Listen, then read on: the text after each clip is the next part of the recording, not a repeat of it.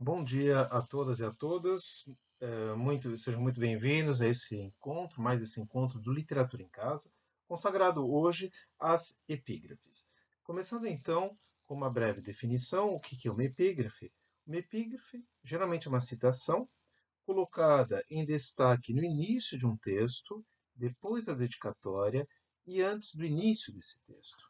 Poderíamos ter como exemplo o romance O Incêndio, de Alexandre Stout, jovem romancista brasileiro, em que, nesse processo paratextual, ele tem, de fato, uma dedicatória, dedicada a ninguém, e logo após essa dedicatória, observamos, então, a presença de uma epígrafe, no caso de Joseph Brodsky, antes, justamente, de iniciar a sua narrativa. As epígrafes surgem ao longo do século XVIII e vão se desenvolver, sobretudo, no século XIX, na Europa, muitas vezes em textos literários pouco ainda legitimados, como o caso do romance gótico, que surge na França no final do século XVIII, e no Brasil, curiosamente, vamos ver a presença de epígrafes, sobretudo junto aos poetas românticos e, sobretudo, da primeira fase. Muitos deles são os poetas que vão citar Goethe, Lamartine, Victor Hugo, como se, através dessa citação, eles buscassem uma legitimação da corrente romântica brasileira.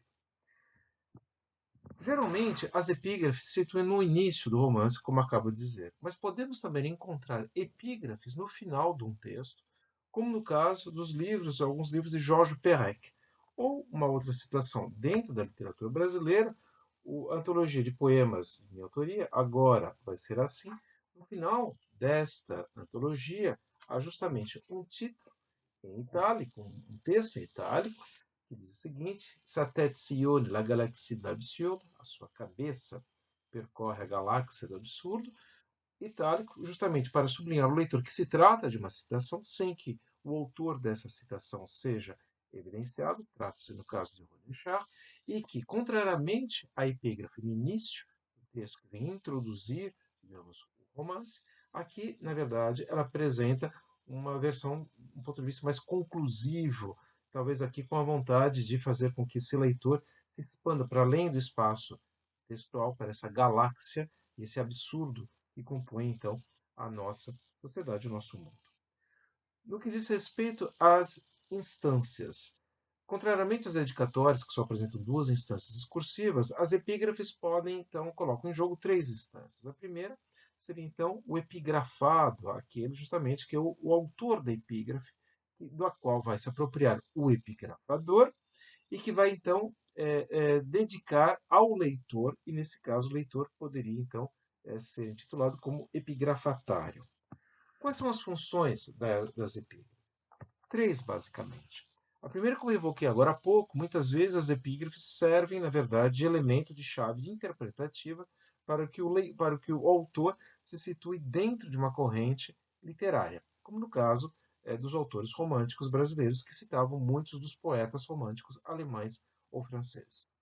Uma outra função que encontramos frequentemente é o fato da epígrafe vir desvendar certo mistério que gira em torno do qual gira em torno o título de um livro. No caso, por exemplo, trouxe aqui para vocês Márcia Tiburi, né, o livro Uma Fuga Perfeita é Sem Volta, cuja origem justamente do título é evidenciada na epígrafe, dentro do livro, pela própria autora, uma epígrafe, então, que vem de um livro do romancista americano Fitzgerald.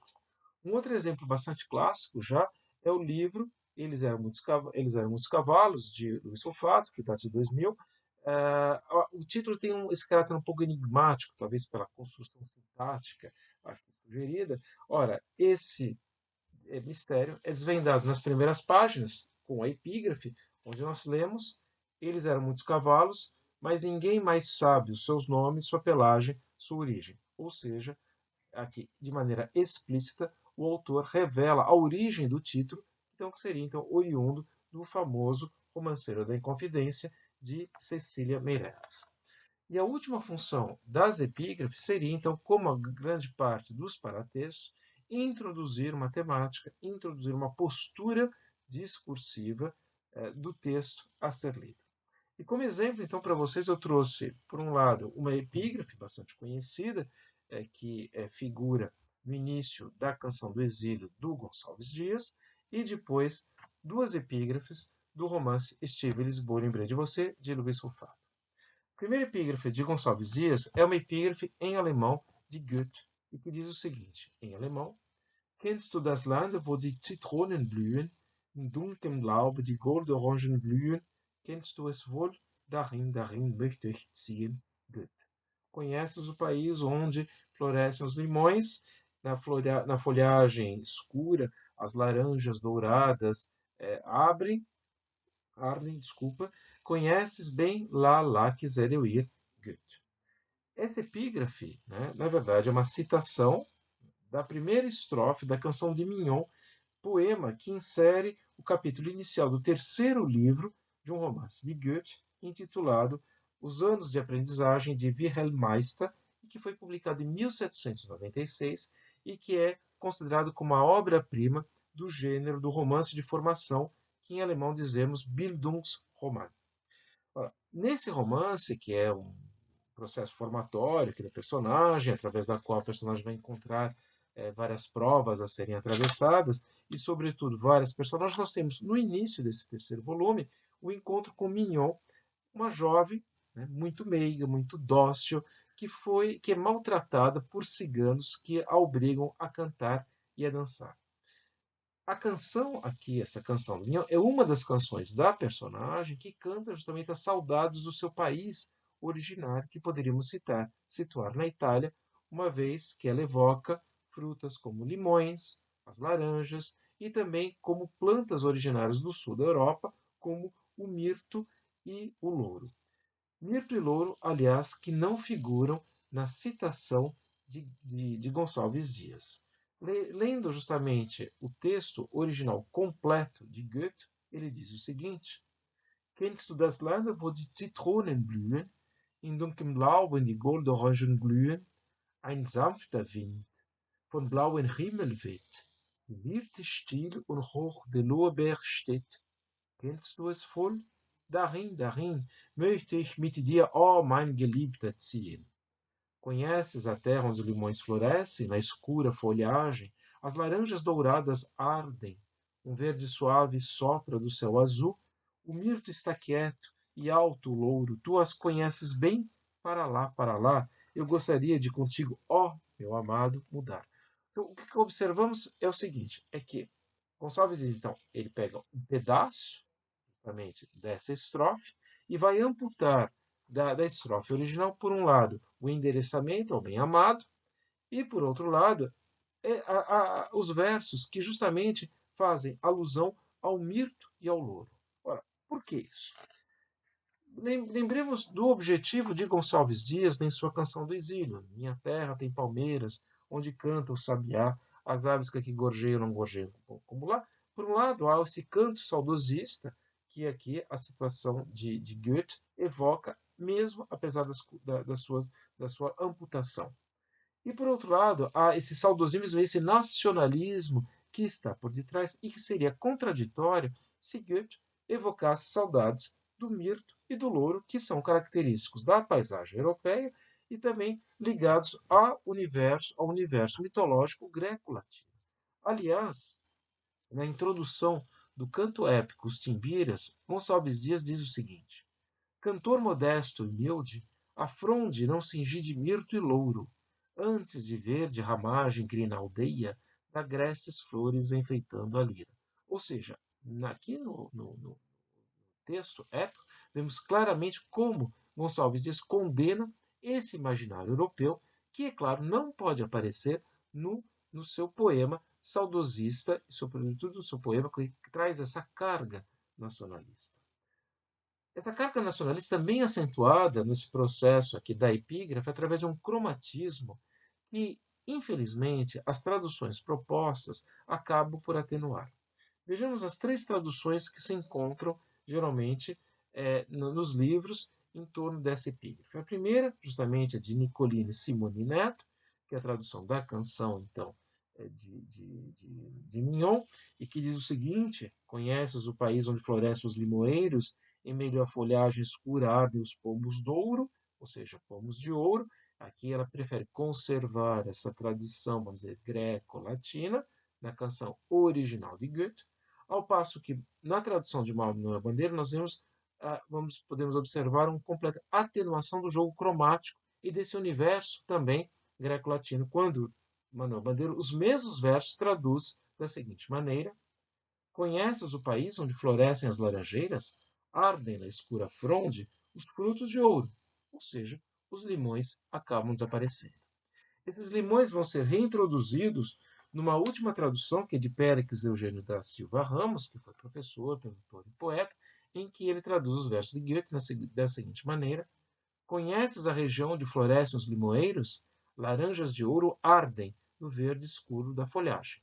Ele conserva os limoeiros, a noção do arder, que não é queimar, mas aqui no glühen alemão, quer dizer, essa brilhância, e sobretudo ele conserva esse cromatismo entre o alaranjado dourado e o verde das folhagens escuras, que é o mesmo cromatismo que encontraremos no poema de Gonçalves Dias. Minha terra tem palmeiras verdes, onde cantam sabiá, alaranjados e talvez dourados.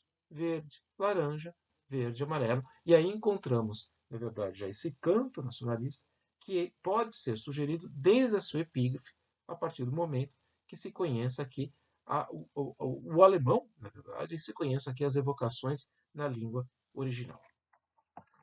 Quanto ao último exemplo, então, ele é oriundo do romance Estive em Lisboa e Lembrei de Você, já vimos esse romance, um autor, aliás, que gosta de brincar muito com os paratextos, e aqui há uma multiplicação de paratextos bastante interessantes. Podemos observar primeiro a capa, o título, que evoca justamente essa presença do universo lisboeta, europeu, a partir desse projeto gráfico, que evoca também o clichê, o exotismo. Depois, uma primeira página do romance em que é evocada a coleção na qual ele se insere, Amores Expressos.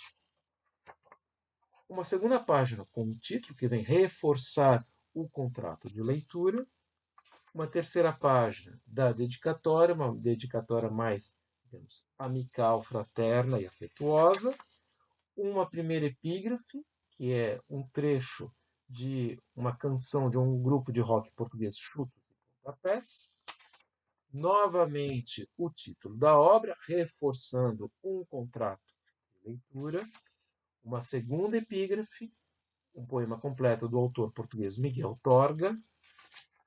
Uma nota explicativa e, finalmente, o início do romance. Então, nós temos uma multiplicação aqui de paratextos e, sobretudo, uma multiplicação de epígrafes, duas epígrafes.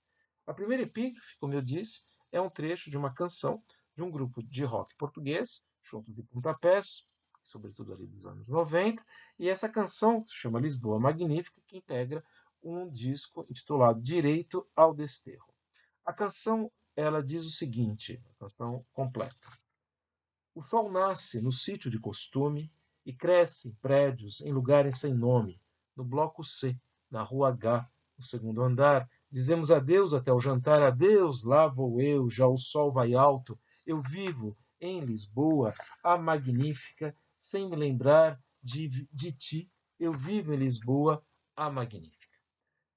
E o Luiz Rufato seleciona sobretudo o final dessa canção, então, que diz: sem me lembrar de ti, eu vivo em Lisboa, a magnífica. Sem me lembrar de ti, ora, é justamente o contrário do contrato de leitura que é proposto pelo Tito. Estive em Lisboa e lembrei de você. Por outro lado, nós temos também essa mudança de ponto de vista. Não é mais, digamos, do lado de cá que vemos Lisboa, mas é do lado de lá que vemos a própria cidade, aqui a capital portuguesa. E, por fim, esse título, esse epígrafe, vem anunciar uma temática social que percorre o romance, uma vez que aqui também é denunciado o anonimato do sujeito dentro do espaço urbano. Quanto à segunda epígrafe, trata-se então de um poema do poeta português Miguel Torga, que foi, junto com a família, emigrou para o Brasil. Ele faz parte de um processo de imigração econômica e que conta aqui esse dilaceramento do sujeito imigrante face à nova terra e à perda das suas origens. O poema diz o seguinte: Brasil onde vivi, Brasil onde penei. Brasil dos meus assombros de menino, há quanto tempo já te deixei, cais do lado de lá do meu destino. Que milhas de angústia no mar da saudade, que salgado pranto no convés da ausência, chegar, perder-te mais outra orfandade, agora sem o amparo da inocência. Dois polos de atração do pensamento, duas ânsias opostas dos sentidos, um purgatório em que o sofrimento nunca vista um dos céus apetecidos. Ah, desterro do rosto em cada face, tristeza de um regaço repartido antes o desespero naufragasse entre o chão encontrado e o chão perdido. E vemos aqui muito claramente esse dilaceramento do sujeito imigrante, contrariamente a qualquer épica do processo de deslocamento, a qual justamente o próprio Miguel Torga faz alusão, e ele faz alusão ao poema Mensagem de Pessoa, que dizia já: ó mar salgado, quanto do teu sal são lágrimas de Portugal, por te cruzarmos, quantas mães choraram, quantos filhos em vão rezaram, quantas noivas ficaram por casar, para que fosses nosso, ó mar. Valeu a pena? Tudo vale a pena, se a alma não é pequena. Quem quer passar além do bojador, tem de passar além da dor. Deus ao mar o perigo e ao abismo deu, mas nele é que espelhou o céu. Então aqui, no poema de Vago, não há nada desse, digamos, processo quase épico, dessa visão eufórica do processo migrador. Pelo contrário, nós encontramos aqui esse dilaceramento do sujeito, que também vai ser uma temática desenvolvida no romance de Luiz Rufato. Por hoje é só. Então, para o próximo encontro, vamos nos consagrar à questão das notas, dos prefácios, dos pós-fácios, e voltaremos mais uma vez ao romance de Rufato para concluir, então, essa primeira fase desse Leitura em Casa, consagrado à questão dos paratextos. Muito obrigado e até o próximo encontro.